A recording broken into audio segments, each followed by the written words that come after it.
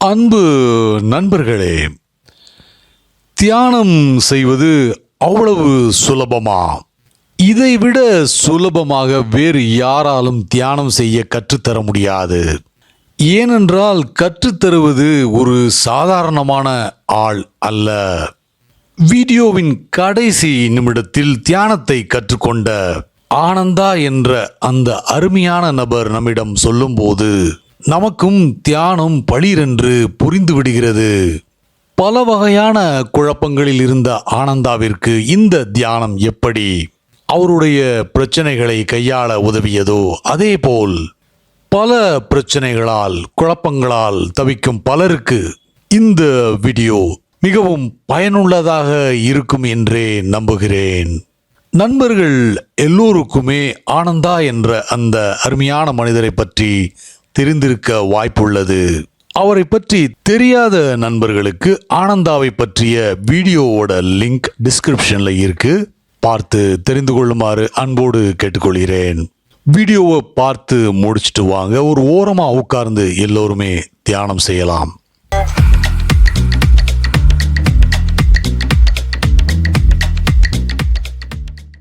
There is a beautiful story. I love it very much. ஒரு நாள் புத்தர் காட்டு வழியாக பயணம் செய்து கொண்டிருந்தார். நல்ல கோடை வெயில் என்பதால் அவருக்கு நல்ல தாகம் எடுத்தது. எனவே தனது தலைமை சீடரான ஆனந்தாவிடம், ஆனந்தா, நாம் கடந்து வந்த பாதையில் 3-4 மைல்கள் தூரத்தில் ஒரு சிறிய நீரோடை இருக்கிறது. நீ போய் கொஞ்சம் தண்ணீர் எடுத்துக்கொண்டு வா. என்னுடைய பாத்திரத்தை எடுத்துக்கொள். எனக்கு மிகவும் தாகமாகவும் களைப்பாகவும் இருக்கிறது என்று சொன்னார். புத்தருக்கு அப்போது முதுமையும் கூட.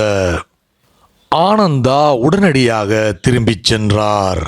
அவர் அந்த சிறிய நீரோடையை அடையும் போது சில மாட்டு வண்டிகள் அப்போதுதான் அந்த நீரோடையை கடந்து வந்திருக்க வேண்டும். அதனால் அந்த நீரோடையில் தண்ணீர் நன்றாக கலங்கி மண்ணாக இருந்தது. ஆற்றிற்குள் படிந்திருந்த காய்ந்த இலைகள் எல்லாம் மேலே வந்து மிதந்தன.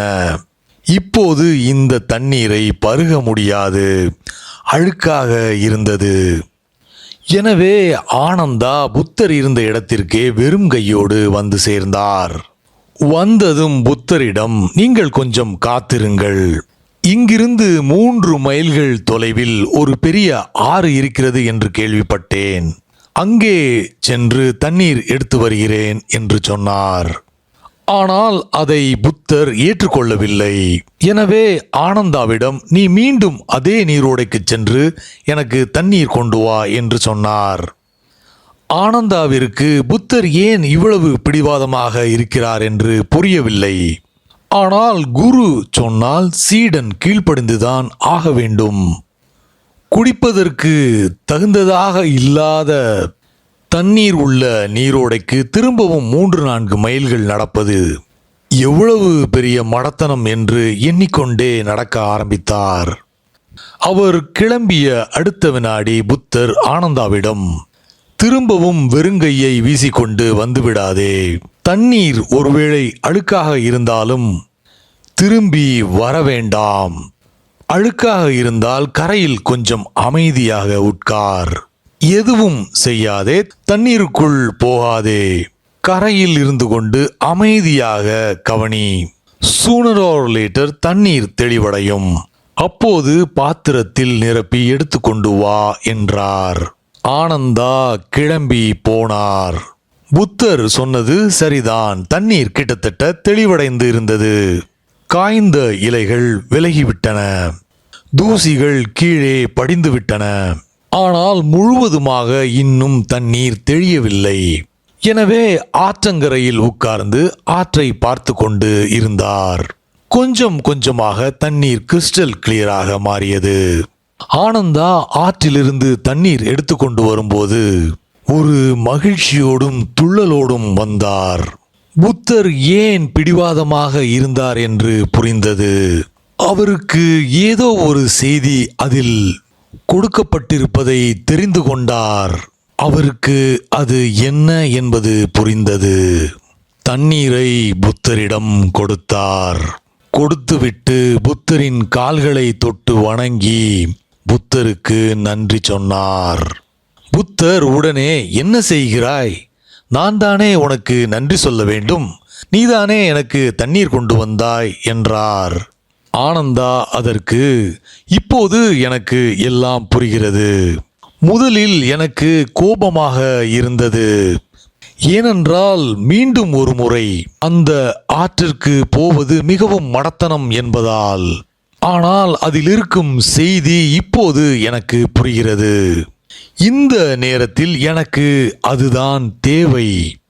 எனது மனதின் கதையும் அப்படித்தான். அந்த சிறிய நீரோடையின் கரையில் உட்காரும்போது என் மனதின் நிலைமையும் அதுதான் என்பதை உணர ஆரம்பித்தேன். ஆற்றிற்குள் குதித்திருந்தால் தண்ணீர் இன்னும் அதிகமாக கலங்கியிருக்கும். நான் மனதிற்குள் குதித்திருந்தால் அதற்குள் அதிகமான இரைச்சல் உண்டாகியிருக்கும். அதிக பிரச்சனைகள் மேலே கிளம்பி வர ஆரம்பித்து இருக்கும். ஆற்றின் கரை ஓரத்தில் உட்கார்ந்த போது அதில் உள்ள நுட்பம் எனக்கு புரிந்தது. நான் இப்போது என்னுடைய மனதின் அருகில் உட்கார்ந்து கொள்வேன். உட்கார்ந்து கொண்டு அதில் உள்ள அழுக்குகளையும் பிரச்சனைகளையும் பழைய காய்ந்த இலைகளையும் காயங்களையும் வருத்தங்களையும் ஞாபகங்களையும் ஆசைகளையும் பார்ப்பேன். எந்த ஒரு கவலையும் இல்லாமல் கரையில் உட்கார்ந்து கொண்டு எல்லாம் தெளிவடைவதற்காக காத்திருப்பேன் என்றார்.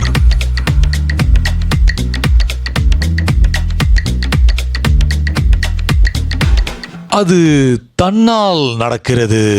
நமது மனதின் கரையில் உட்காரும் அடுத்த வினாடி you are no longer giving energy to it. இதுதான் உண்மையான தியானம். This is real meditation.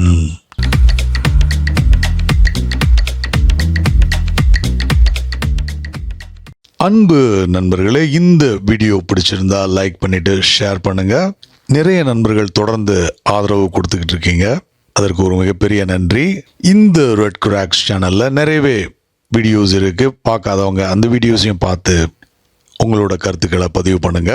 Until then, take care. Bye.